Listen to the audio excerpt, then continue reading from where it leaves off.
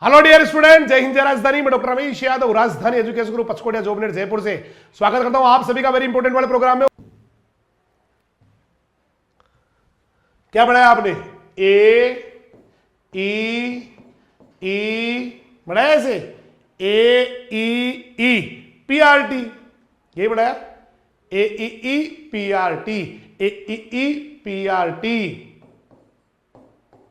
ए बोले तो अवॉइडेंस, यही होता है। ई बोले तो एक्सक्लूजन, दूर रखना। क्यों? Exclusion, exclusion. ई बोले तो इरेडिकेशन। पी बोले तो प्रोटेक्शन। आर बोले तो रेजिस्टेंस। टी बोले तो थेरेपी। राइट? हिंदी में बोले तो इसको कहते हैं परिवर्जन।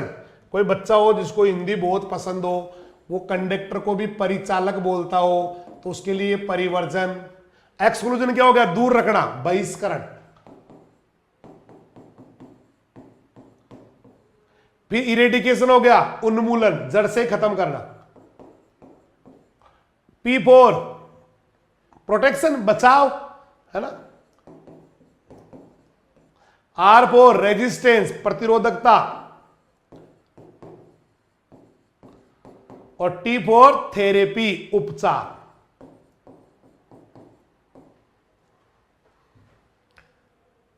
दिख रहा है सबको? दिख रहा है। अब मैं यहां से क्लियर कर देता हूं। सबसे पहले अवॉइडेंस या परिवर्जन, इसमें क्या होता है? परपोषी पौधे को रोगजनक को संपर्क में आने से रोका जाता है। होस्ट प्लांट, परपोषी पौधा जिसमें बीमारियां लगती है, एंड पैथोजन, रोग कारक, इनको कांटेक्ट में नहीं आने देते, इनको संपर्क में आने से ही रोकते हैं।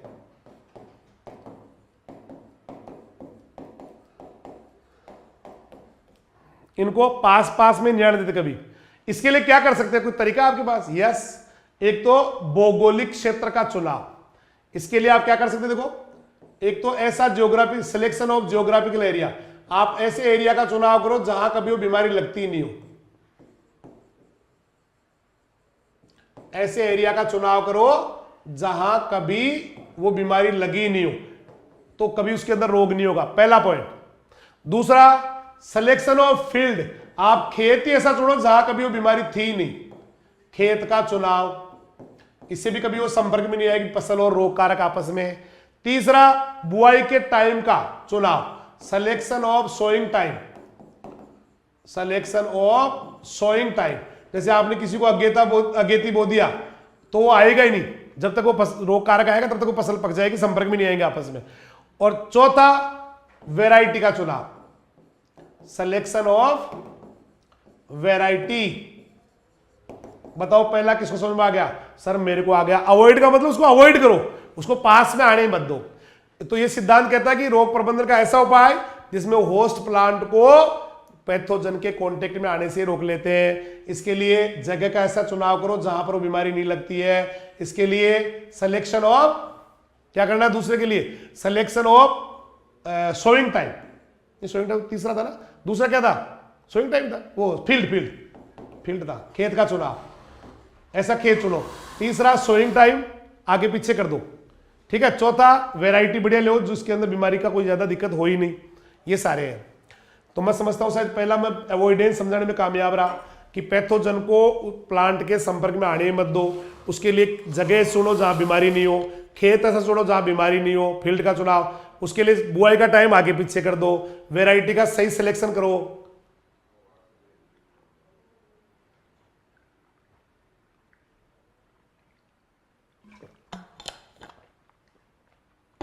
हो गया भाई? अब दूसरा पकड़ो। ये पहला हो गया, समझ में आ गया आपके। सेकंड ले, ये वाला एक्सक्लूजन। एक्सक्लूजन में क्या करते हैं? एक एरिया से दूसरे एरिया में, नए एरिया में, रोग को नए एरिया में जाने से रोकते हैं। रोग को नए क्षेत्र में जाने से रोकना, बस ये एक्सक्लूजन है। इसके लिए क्या कर सकते हैं आप, इसके लिए एक तो प्लांट क्वारंटाइन कर सकते हैं आप। जब भी आप कोई पादप सामग्री है उसको एक जगह से दूसरी जगह ले जा रहे हो तो चेक कर लो, उसको चेक करो, चेक। तो किसी बाह्य रोग को नए एरिया में जाने से रोकना, यही कहलाता है एक्सक्लूजन। एक्सक्लूजन का मतलब आने मत दो बीमारी को उस एरिया के अंदर। इसके लिए क्या करो, प्लांट क्वारंटाइन करो, एक उपाय। पूरे नहीं हुए भी, उपाय नंबर 2, पहला प्लांट क्वारंटाइन चेक करके भेजो, समझ में आ गया। दूसरा, बीज सीड सर्टिफिकेशन करो, बीज प्रमाणित बीज ही काम में लो, तो अपने आप बीज के साथ बीमारी आएगी नहीं। सीड सर्टिफिकेशन का ध्यान दो, ठीक है। चौथा, क्रॉप इंस्पेक्शन करो, फसल को चेक करते रहो कि कोई बीमारी जैसा लक्षण दिख रहा है, कोई ऐसा कैरेक्टर लग रहा है क्या। पांचवा, रोग मुक्त सामग्री लो, disease free, disease free sowing material या प्लांटिंग मटेरियल लो, डिजीज फ्री प्लांटिंग मटेरियल ये ले, ठीक है भाई, या पैथोजन फ्री ले। तो ये भी मुझे लग रहा है शायद समझ में आ गई। अब थोड़ा इसकी क्वारंटाइन के बारे में आपकी बुक में समझ में आए। एक्सक्लूजन, एक्सक्लूजन नए एरिया में जाने से रोको, एक्सक्लूजन, एक्सक्लूजन नए एरिया में जाने से रोको। उसके लिए क्या करो, उसके लिए प्लांट क्वारंटाइन चेक करके भेजो, भी प्लांट क्वारंटाइन डिटेल से पढ़ रहे हैं। बीज का प्रमाणीकरण, सीड सर्टिफिकेशन करके उसके बाद ही सर्टिफाइड बीज को ले, फसल को चेक करते रहो, क्रॉप का निरीक्षण करते रहो फसल का, और पैथोजन फ्री जो प्लांट पार्ट है, जो भी कलम ले रहे हो या कोई भी ले रहे हो, वो रोग फ्री होनी चाहिए। अब थोड़ा आपकी बुक में दे रखा है प्लांट क्वारंटाइन के बारे में, इसके बारे में दे रखा है, इसके बारे में दे रखा है। प्लांट क्वारंटाइन क्या होता है, देखो ध्यान देना।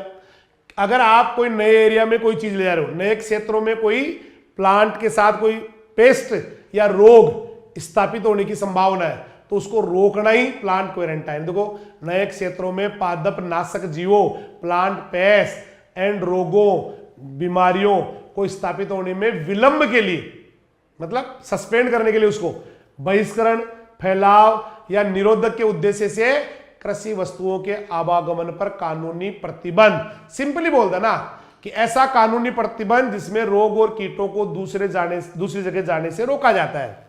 Legal restriction by which the pathogens and diseases and insects are prohibited to enter in new area.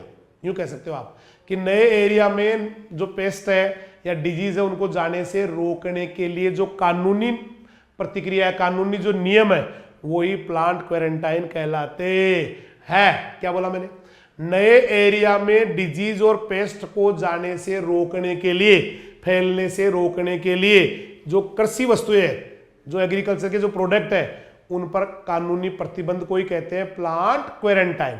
इस प्लांट क्वारंटाइन के तहत ही 1940 में आता है डेपा, डेपा 1914, डेपा, डेपा, डेपा 1914, डेपा, डेपा, डेपा 1914, डीपा, डीपा, डीपा एक एक्ट बनाया हुआ है जिसका पूरा नाम है डी फॉर डिस्ट्रक्शन। एग्जाम में क्वेश्चन आ सकता है, पूरा नाम भी पूछ सकते हैं आपको। डिस्ट्रक्शन है ना, ये sorry destructive, sorry destructive insect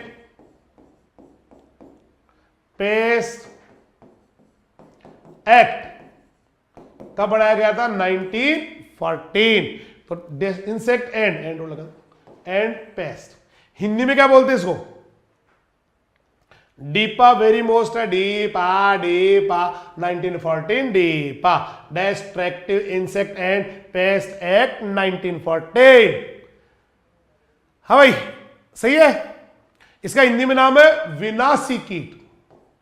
paste के लिए वर्ड है विनाशी कीट, हमें तो अंग्रेजी में लिखा आ रहा है, क्वेश्चन आ सकता है, वेरी मोस्ट है। विनाशी कीट एवं नाशक जीव अधिनियम, इंसेक्ट, हाँ सही, ये विनाशी कीट नहीं, पेस्ट के लिए नाशक जीव, नाशक जीव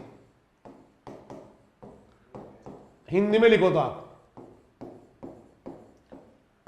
1914। तो डे पा 1914 डे पा। हो गया भाई। इस एक्ट से क्या है, भारत में आप बाहर से लाओ या फिर देश में अंदर के अंदर ले जाओ तो आप कोई भी प्लांट पार्ट या प्लांट मटेरियल को चेक कराओगे, डायरेक्ट ले जा सकते नहीं है, ताकि कोई बाहर का कीट या बाहर का रोगजनक देश के अंदर नहीं आ पाए और नहीं फैल पाए। एक इंटरनेशनल क्वारंटाइन का एग्जाम्पल भी आपकी बुक में दिया हुआ है।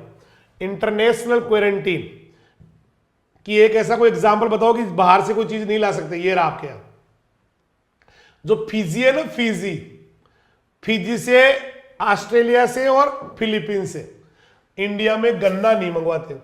फिजी का गन्ना ना बाबा ना, ऑस्ट्रेलिया का गन्ना ना बाबा ना, फिलीपींस का गन्ना ना बाबा ना, ये कभी इंडिया में नहीं मंगाते। बहुत अच्छा क्वेश्चन है। इंटरनेशनल क्वारंटीन का एग्जाम्पल बताओ, अंतरराष्ट्रीय स्तर पे कोई ऐसा एग्जाम्पल है कि हम वहां से ये चीज नहीं मंगवाते। हाँ जी, फिजी से नहीं गन्ना, ऑस्ट्रेलिया से नहीं गन्ना, फिलीपीन से नहीं गन्ना, इंडिया में नहीं मंगवाते। International quarantine, international quarantine. अब आओ डोमेस्टिक क्वारंटीन के एग्जाम्पल। देश का देश में भी ये वेरी मोस्ट बेटा, डोमेस्टिक प्लांट क्वारंटाइन के एग्जाम्पल बताओ। देश की देश में कोई पादप सामग्री एक जगह से दूसरे जगह ले जाने पर प्रतिबंध ऐसा बताओ है। जैसे आलू के जो ट्यूबर्स होते हैं, कंद, वार्ट डिजीज की वजह से आलू को आप दार्जिलिंग से बाहर नहीं ले जा सकते। दार्जिलिंग वेस्ट बंगाल का आलू हिंदुस्तान के बाकी हिस्सों पे ले जाने में, बाकी हिस्सों तक ले जाने के लिए प्रतिबंध है, नहीं ले जा सकते आप। दार्जिलिंग का आलू रे बाकी इंडिया में नहीं जाता, क्योंकि वहां पर क्या पाई जाती है, वार्ट डिजीज ऑफ पोटैटो। किससे होता बताओ, देखिए, सिंचिट्रियम एंडोबायोटिकम आता है। किसी सिंचिट्रियम एंडोबायोटिकम नहीं आता होगा सर, सिंचिट्रियम नहीं आता होगा, आता है, अरे नहीं आता होगा। सिंचिट्रियम एंडोबायोटिकम आता है। चलो, तो क्यों नहीं ले जाते?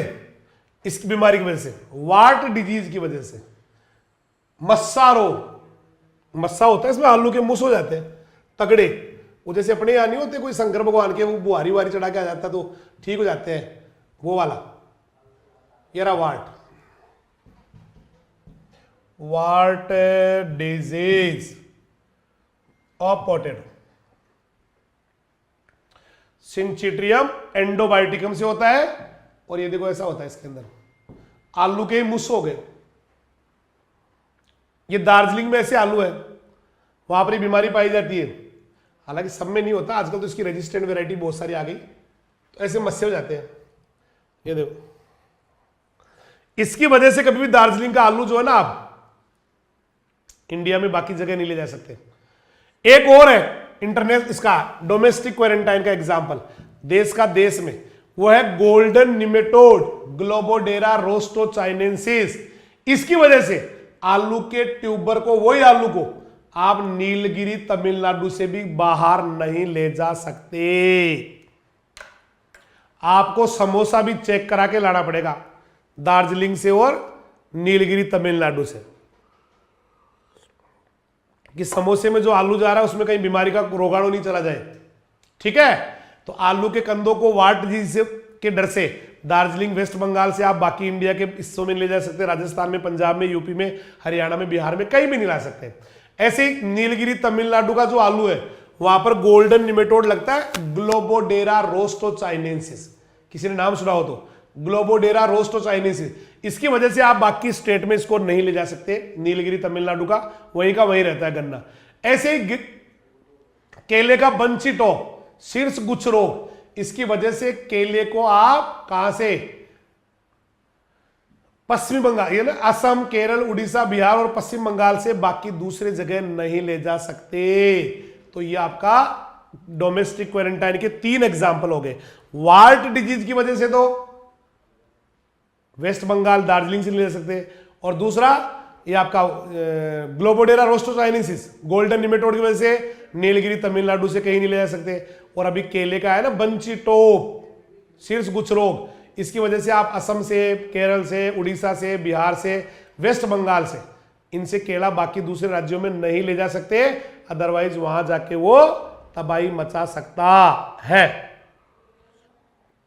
अब आ जाओ तीसरे उपाय के ऊपर। तीसरा उपाय था इरेडिकेशन। तीसरा उपाय ये पूरा हो गया आपका, 2 पूरे हो गए। अब तीसरे पे आ जाओ, इरेडिकेशन, जड़ से ही खत्म करना।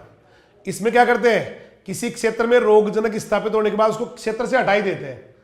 किसी क्षेत्र से रोगजनक को जड़ से ही समाप्त कर देते हैं, इरेडिकेट ही करते हैं, जड़ा मूल से खत्म कर दे, जड़ से ही समाप्त करना, ये होता है इरेडिकेशन।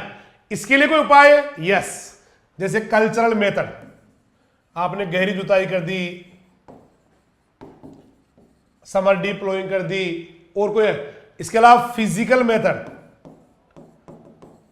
यांत्रिक विधियां, इससे आप इरेडिकेशन कर सकते हैं। इसके अलावा बायोलॉजिकल मेथड, कोई बायो एजेंट लाके छोड़ दिया आपने, बायोलॉजिकल मेथड। इसके अलावा केमिकल मेथड, केमिकल डाल के बिल्कुल खत्म ही कर दिया, बिल्कुल ही रासायनिक विधि। तो ये हो गया आपका इरेडिकेशन, पूरा एरिया से उसको खत्म ही कर देना, उस क्षेत्र से हटा ही देना उसको। इसके लिए कर्षण विधिया, हिंदी में बोले तो कर्षण विधिया, भौतिक विधिया, जैविक विधिया, रासायनिक विधिया, ये भी पूरा हो गया कि जड़ा मूल से खत्म कर दो रे भाया। इसके लिए चाहे थाने केमिकल लेना पड़े, चाहे फिजिकल, चाहे बायोलॉजिकल, कोई भी ले लो। अब आ गया बचाव, प्रोटेक्शन पे आ गए। प्रोटेक्शन में क्या होता है, पहले ही आने नहीं देते बीमारी को, रोगग्रस्त होने से पहले ही बचाने के उपाय करके तैयार रखते हैं। जैसे ये क्या करते हैं प्रोटेक्शन में, रोग आने से पहले उपाय कर लेते हैं, रोग के आने से पहले बचाव के उपाय।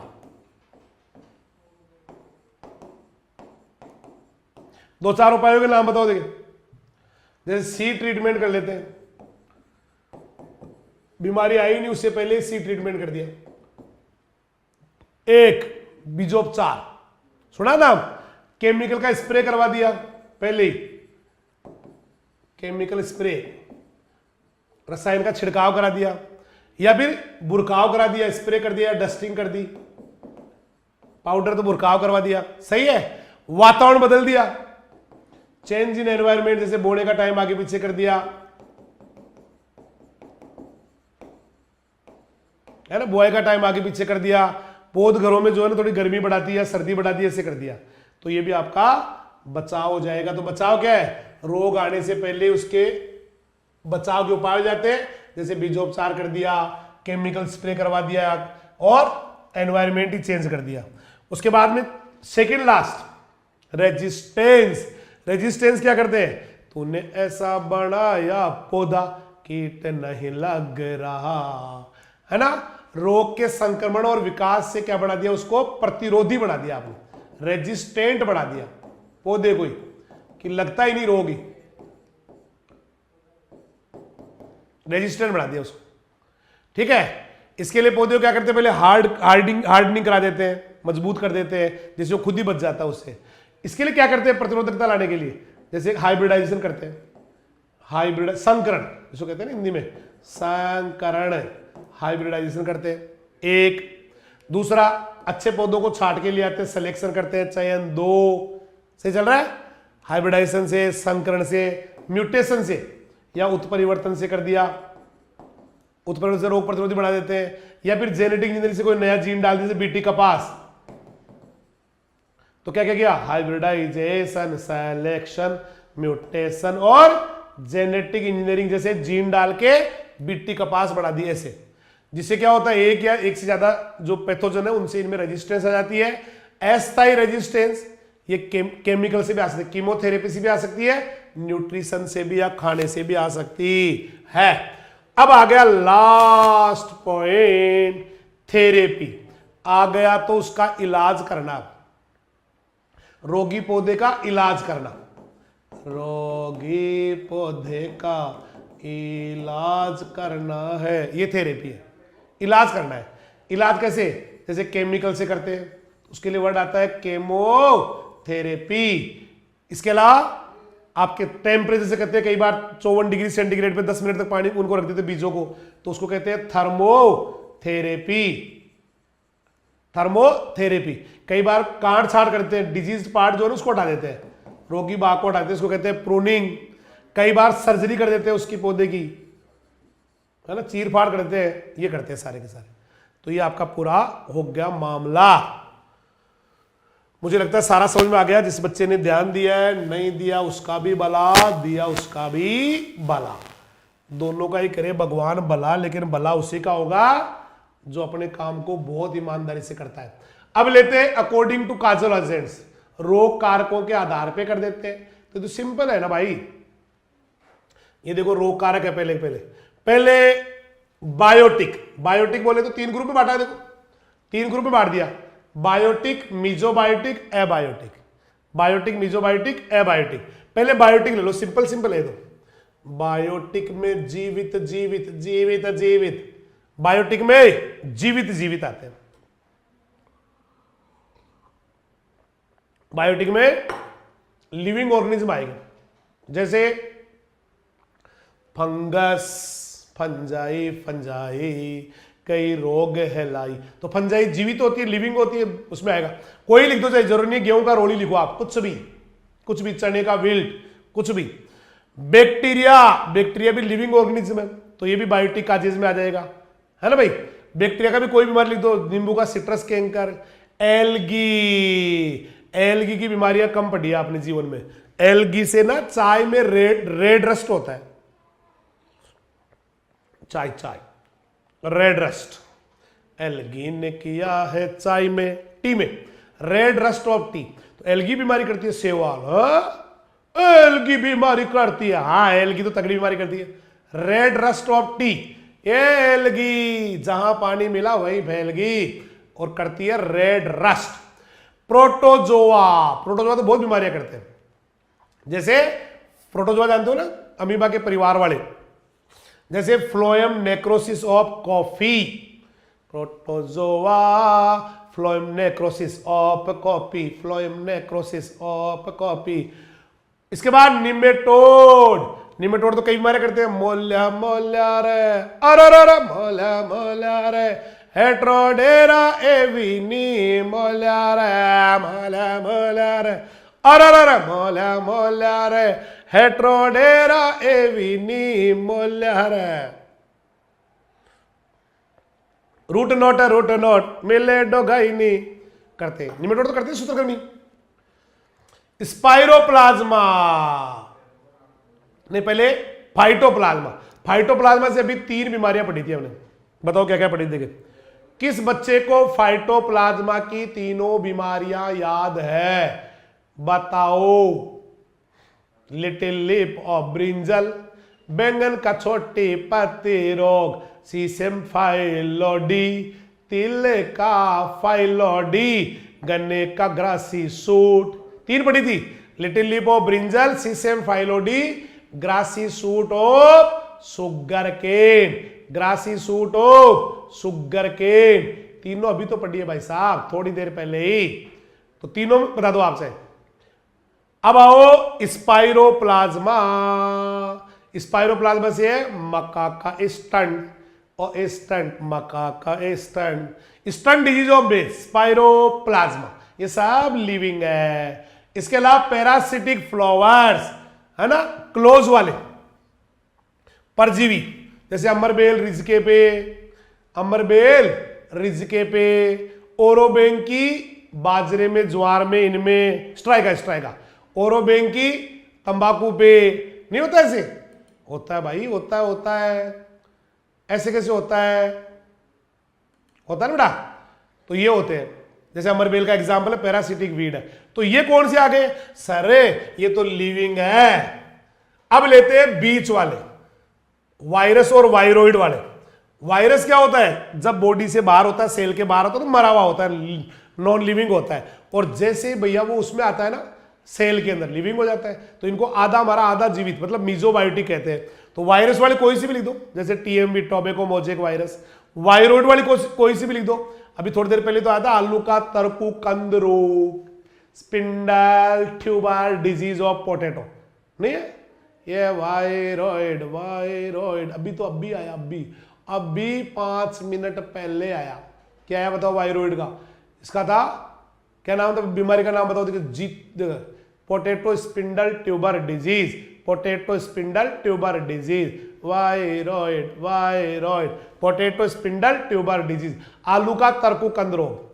अब लेते हैं एबायोटिक फैक्टर, गर्मी से, सर्दी से, या कोई न्यूट्रिएंट की डेफिशिएंसी से।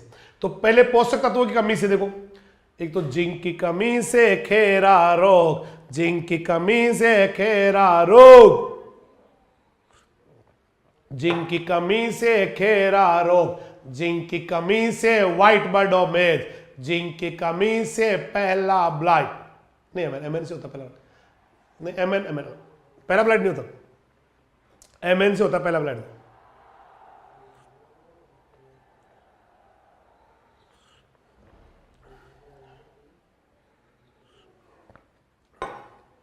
ब्रॉन्जिंग वगैरह ही होती है ना। इसके बाद ऑक्सीजन की कमी से आलू का ब्लैक हार्ट, आलू काला हो गया बिना ऑक्सीजन के, आलू रे काला हो। ये ना आलू का कृष्णांत हृदय रोग, ये कृष्णांत ब्लैक हार्ट को ही बोलते हैं रे बाबा, ब्लैक हार्ट ऑफ पोटैटो, ये ब्लैक हार्ट ऑफ पोटैटो। आलू काला हो गया ऑफ पोटैटो,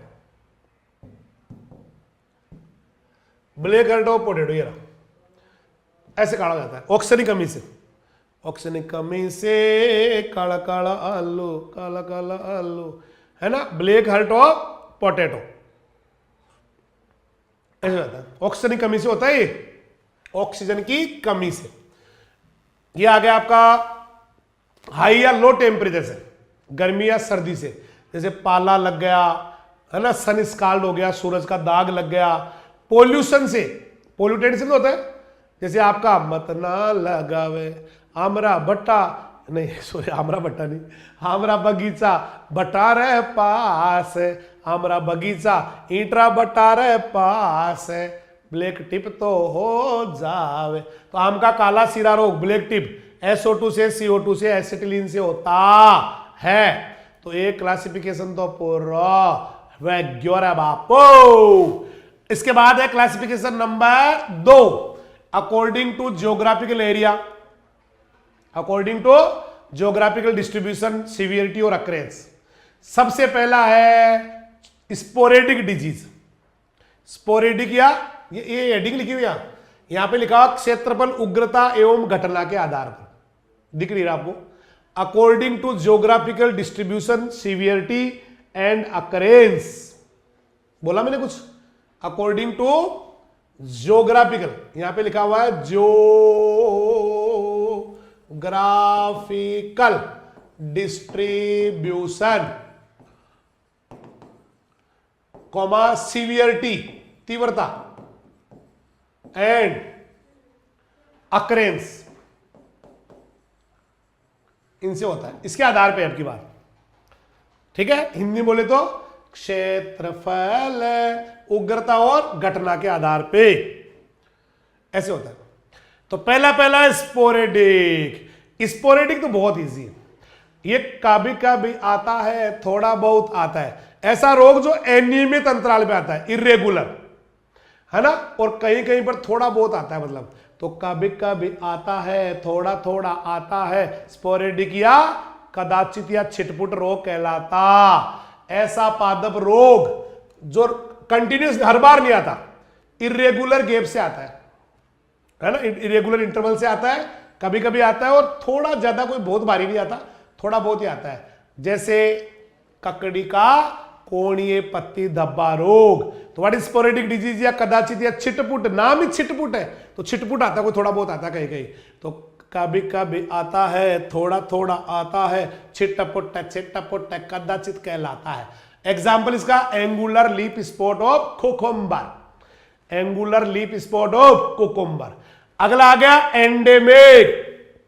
एंडेमिक क्या होता है? ये एक जगह पर लगभग परमानेंट से लेके नॉर्मल या रहता तो परमानेंट ही है, लेकिन कभी ज्यादा कभी कम होता रहता है।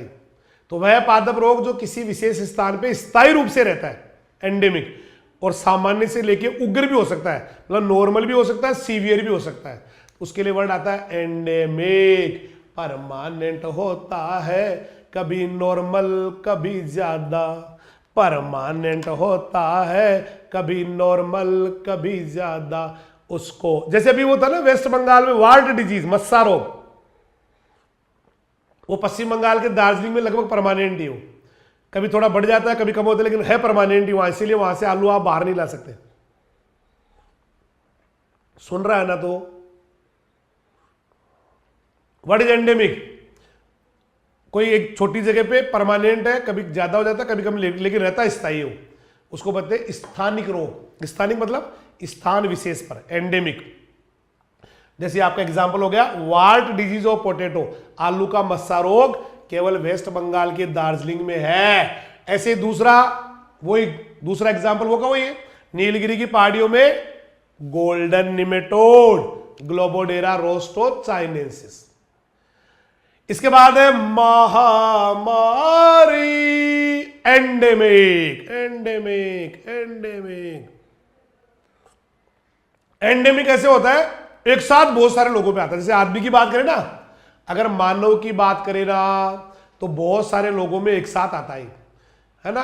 पौधों की बात करें तो भी बहुत सारे लोगों में एक साथ आता है। अगर पौधों में एक साथ बहुत ज्यादा लोगों में आया, मतलब बहुत ज्यादा पौधों में आया, तो उसको बोलते हैं पादप महामारी। पादप महामारी को अंग्रेजी में कहते हैं एपीफाइटोटिक। और एनिमल में अगर बहुत ज्यादा एनिमल एक साथ अफेक्ट होते हैं, बहुत ज्यादा, तो फिर उसके लिए वर्ड आता है एपिजूटिक। तो वह रोग जो थोड़ा फैलाव वाला होता है ना, विनाशकारी रूप में आता है, ठीक है, कभी कभी आता है, रेगुलर नहीं आता, कभी कभी या गैप से आता है और फसलों को बहुत नुकसान करता है। एंडेमिक। एंडेमिक थोड़े बड़े एरिया पे आता है, विस्तृत रूप से आता है, विनाश बहुत पहुंचाता है, कभी कभी आता है, विस्तृत रूप में आता है, विनाशकारी होता है। जैसे गेहूं की रोड़ी, आया समझ में?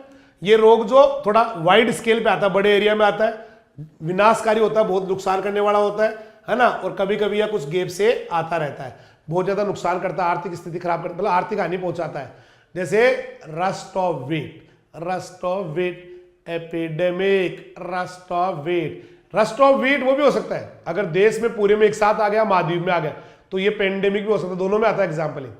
Red rot of sugar cane, किसी ने नाम सुना हो तो रेड रोट, लाल सड़न, नहीं सुना? रेड रोट होता है कोलेटोट्राइकम फाल्केटम फंजाई से, गन्ने का मुख्य रोग है, गन्ने का मेजर डिजीज बेटा शुगर केन का। इसके अलावा चावल का ब्लास्ट, ब्लास्ट ब्लास्ट, आलू का लेट ब्लाइट, जिससे आयरलैंड का फेमाइन आया था, आयरलिस फेमाइन, ये इसमें आते हैं। तो एपिडेमिक या महामारी किसे कहते हैं? एक साथ बहुत ज्यादा अफेक्ट करते हैं, थोड़ा बड़े एरिया में भी आती है ना, रेगुलर नहीं आती, कभी कभी आती है ऐसे। अब आ जाओ पेंडेमिक। अगला कौन सा आ गया? सर्वव्यापी। ये बहुत बड़े एरिया पे आता है, पूरे देश में आता है, पूरे द्वीप पे आता है, आइलैंड पे पूरे पे आ गया, पूरे कॉन्टिनेंट या महाद्वीप में आ गया, या पूरे दुनिया में आ गया एक साथ, ऐसे होता है ना। कब कहां कहां आता है? पूरी दुनिया में आता है, पूरी दुनिया में आ गया, जैसे कोरोना, या फिर पूरे महाद्वीप पे आ गया, कॉन्टिनेंट में, जैसे एशिया में पूरे में आ गया, यूरोप में आ गया, किसी में भी, या किसी आइलैंड पे पूरे पे आ गया, किसी को ही नहीं छोड़ा, तो उसको बोलते हैं सर्वव्यापी, सब जगह पाया जाने वाला, सर्वव्यापी, है ना, या पेंडेमिक कहते हैं। जैसे कोरोना सर्वव्यापी या देशांतरगामी भी कहते हैं पेंडेमिक। इसका एग्जाम्पल है वो, एक तो लेट ब्लाइट, पूरी दुनिया में एक साथ आ सकता है कभी कभी ये, और अभी मैंने कहा था रोड़ी, गेहूं का रस्ट, ये भी पूरी दुनिया में अनुकूल परिस्थिति, तो पूरी दुनिया में एक साथ या पूरे महाद्वीप या पूरे देश में एक साथ आ सकता है। अब लेते हैं classification number 3, according to crop affected. ये तो इजी है कि धान्य वाली फसलों के रोग बताओ, अनाज वाली के, तो गेहूं का रोली, जो का कंडवा, rust of wheat, smut of barley. अनाज वाले कोई सा लिख दो, कोई जरूरी नहीं, और भी बहुत सारे अनाज वाले, गेहूं, जौ, मक्का, ज्वार, बाजरा। अच्छा, ये किसके आधार पे दिख नहीं रहा होगा आपको, किसके आधार पे, फसलों के आधार पे लिखा हुआ है यहां।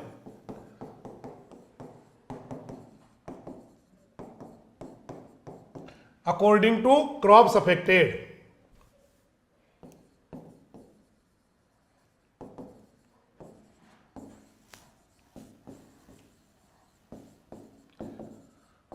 अकॉर्डिंग टू क्रॉप अफेक्टेड, धान्य अनाज वाली फसलों के रोग, ये तो इनको ज्यादा टाइम में लगाओ। अनाज वाली फसलों के रोग जैसे गेहूं का रस, उसका बारले का स्मट, तेल वाली फसलों के रोग, white rust of mustard, tikka disease of groundnut, तेल वाली हो गई। दाल वाली फसलों के रोग, चने का विल्ट, उकटा क्या होता है, विल्ट, गेहूं का पीला मोजेक, येलो मोजेक, सब्जियों के रोग, आलू का पछेती झुलसा, लेट ब्लाइट ऑफ पोटैटो, टमाटर का लीप कर्ल, ये सब्जियों वाले कोई से भी लिख दो, ये कोई जरूरी नहीं, ये लिखो एग्जांपल। फलों के रोग, फलों के रोग, नींबू का सिट्रस कैंकर, आम का पाउडरी मिल्ड्यू, बागान डिजीज ऑफ प्लांटेशन क्रॉप, चाय का भी ऊपर ही आया था, रेड रस्ट, एल्गी से हो रहा था, है ना, इसका एग्जांपल में आया। और कॉफी का रस्ट भी, दवाई वाली फसलों की, वो मेडिसिनल फसलों के रोग, तो इसमें कौन आएगा, जैसे कोई भी ग्वारपाटा, सफेद मूसलीर, है ना, तुलसी, कोई भी नीम, इनके रोग आते हैं। जैसे ग्वारपाटे का तना गलन, है ना, स्टेम रोट, या तुलसी का विल्ट, ये आता है। अब आओ नंबर 4, चौथा क्लासिफिकेशन है, देखो, न्यूट्रिएंट डेफिशिएंसी, यहां पे दिख नहीं रहा आपको, ये रहा, इसको हिंदी में लिखा हुआ यहां पर है, पोषण न्यूनता विकार, disorder due to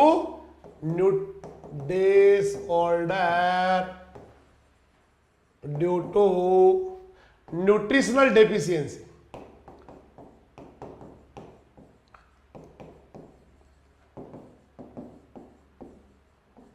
nutrient deficiency जो होता है ना भाई, न्यूट्रिएंट, ये इसका है ना इंपॉर्टेंट भी है, आप में क्वेश्चन आया था ये कि डिसऑर्डर में और डिजीज में क्या फर्क है।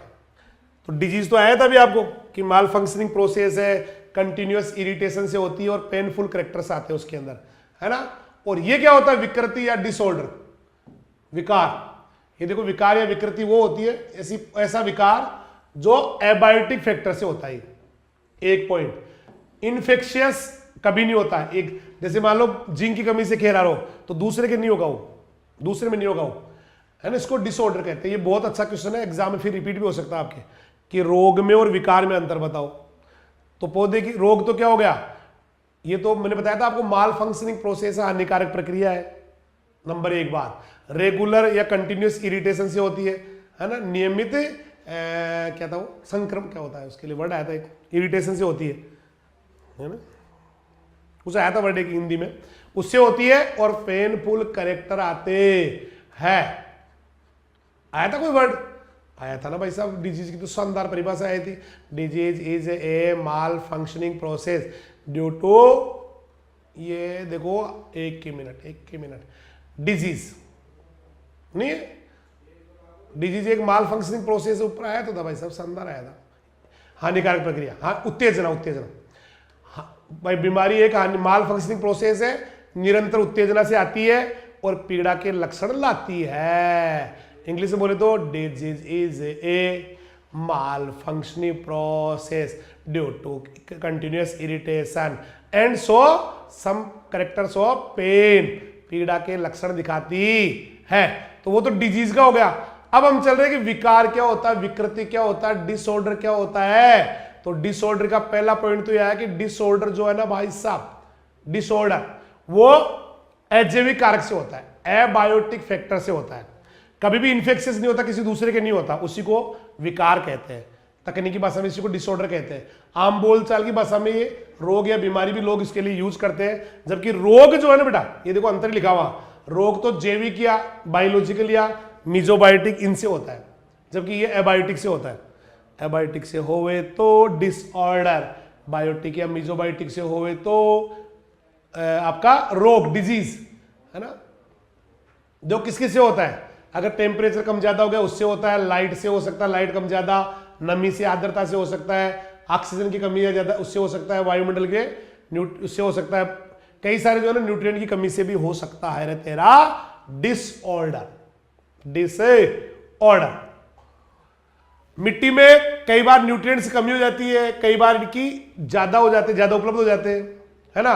कई बार होते हुए देखो ये लिखा है कि न्यूट्रिएंट्स की कमी या पौधे में इनकी उपस्थिति होने पर भी उपलब्ध नहीं होना, तो उसके बाद में भूख के लक्षण आ जाते हैं, इनके हंगर साइन आ जाते हैं, है ना।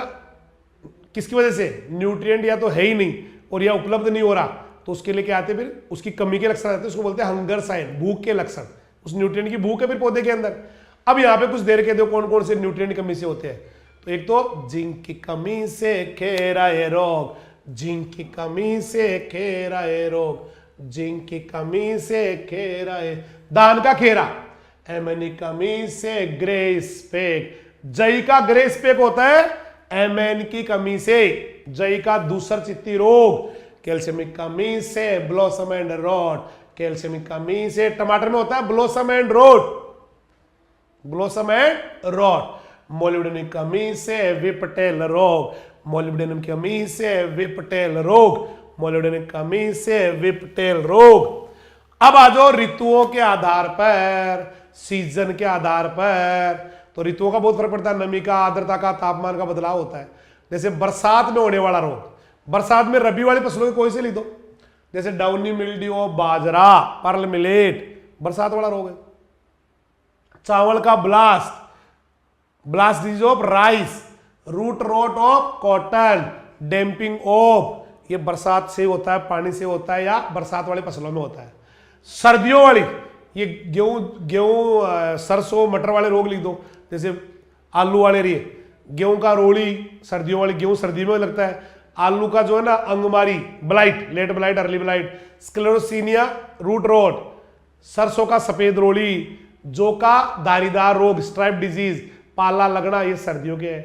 और लास्ट आ गया Krishna ji charcoal rot, Krishna ji Kalpesh, charcoal rot, ये गर्मियों में लगता है, गर्मियों में लगता है चारकोल रोट और सन स्कॉट।